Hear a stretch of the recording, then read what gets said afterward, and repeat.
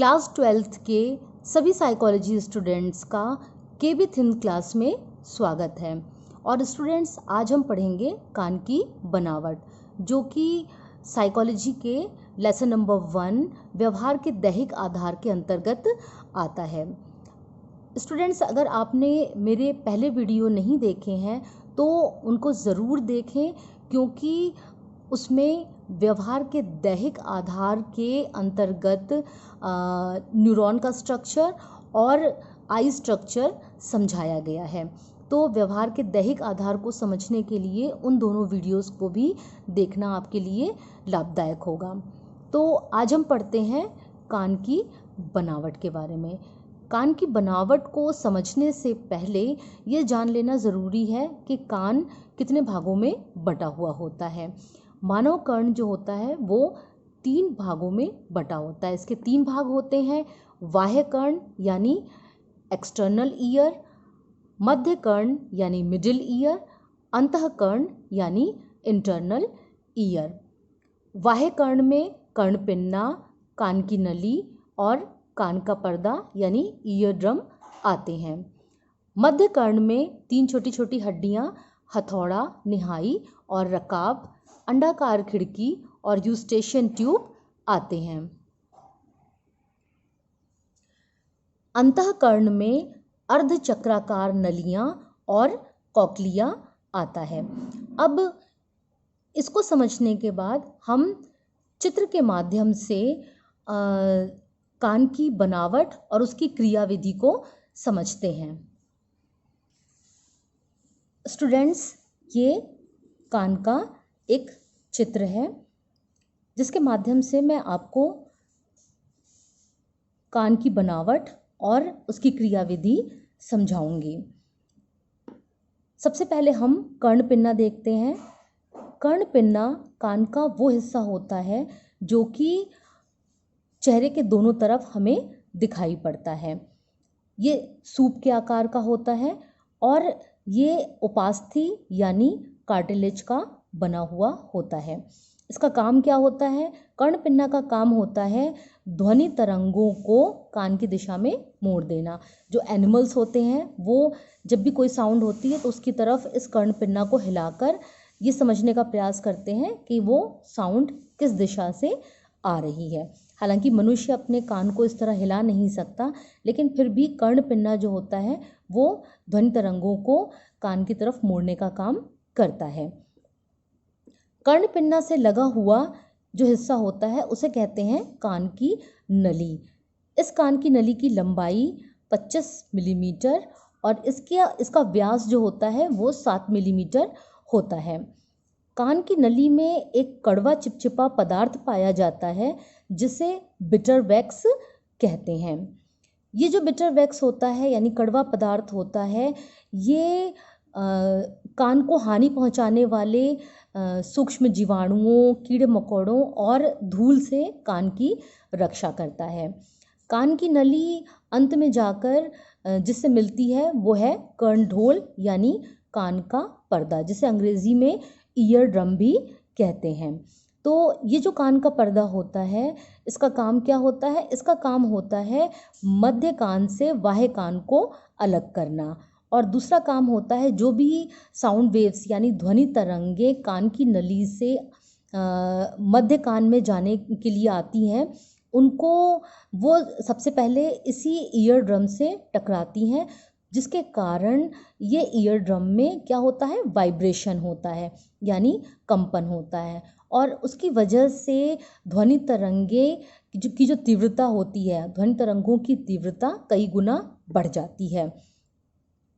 और वाइब्रेशन के साथ ध्वनि तरंगे मध्य कान में प्रवेश करती हैं।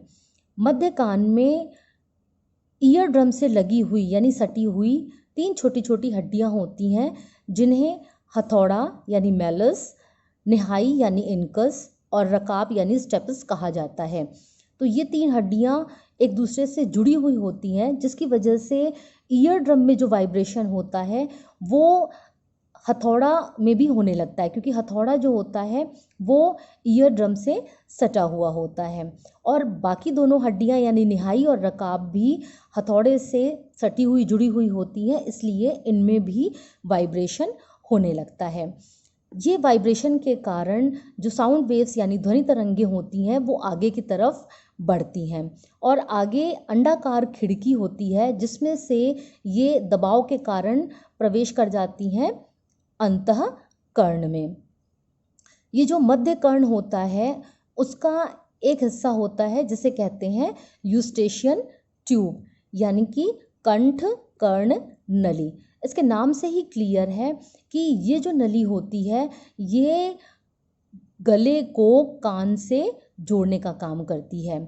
आप लोग को ये पता होगा कि जब भी आप कोई दवा कान में डालते हैं या नाक में डालते हैं तो वो आपको गले में महसूस होती है। इसकी वजह है कि आँख, नाक, कान जो होते हैं ये सब गले से जुड़े हुए होते हैं।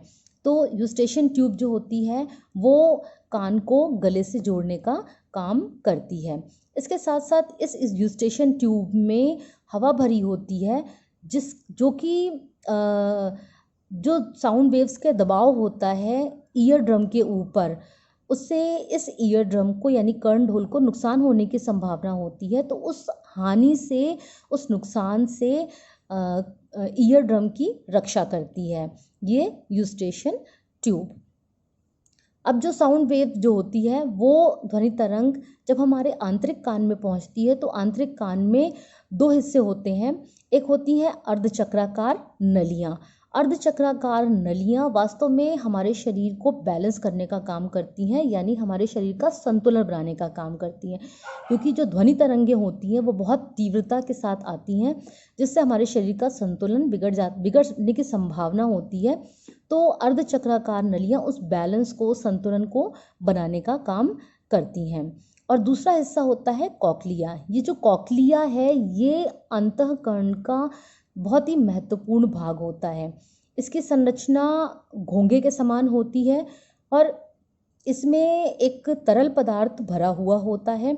उस तरल पदार्थ में एक झिल्ली होती है जिसे बेसिलर मेम्ब्रेन या बेसिलर झिल्ली कहते हैं, और इसी में हेयर सेल्स यानी कि केश कोश पाए जाते हैं। ये जो केश कोश होते हैं इन्हीं में संवेदना होती है। तो ये संवेदना कैसे होती है? जब ध्वनि तरंग आंतरिक कान में प्रवेश करती है तो कॉक्लिया में जो तरल पदार्थ होता है वो वाइब्रेट होने लगता है, यानी उसमें कंपन होने लगता है, जिसकी वजह से जो उसमें केश कोश यानी हेयर सेल्स होते हैं वो खड़े हो जाते हैं और उनमें संवेदना यानी सेंसेशन उत्पन्न होता है। और ये सेंसेशन ऑडिटरी नर्व के द्वारा यानी कि श्रवण स्नायु के द्वारा ये जो संवेदना उत्पन्न होती है, सेंसेशन उत्पन्न होता है, इसकी सूचना मस्तिष्क तक जाती है। किसके द्वारा? ऑडिटरी नर्व्स के द्वारा यानी श्रवण स्नायु के द्वारा। तो मस्तिष्क जो होता है वो क्या करता है, वो जो भी सेंसेशन मस्तिष्क में जाता है ऑडिटरी नर्व के द्वारा उसका विश्लेषण करता है, और विश्लेषण करने के पश्चात ही हमें ये पता लगता है कि हमने कौन सी ध्वनि सुनी है, किस प्रकार की ध्वनि सुनी है।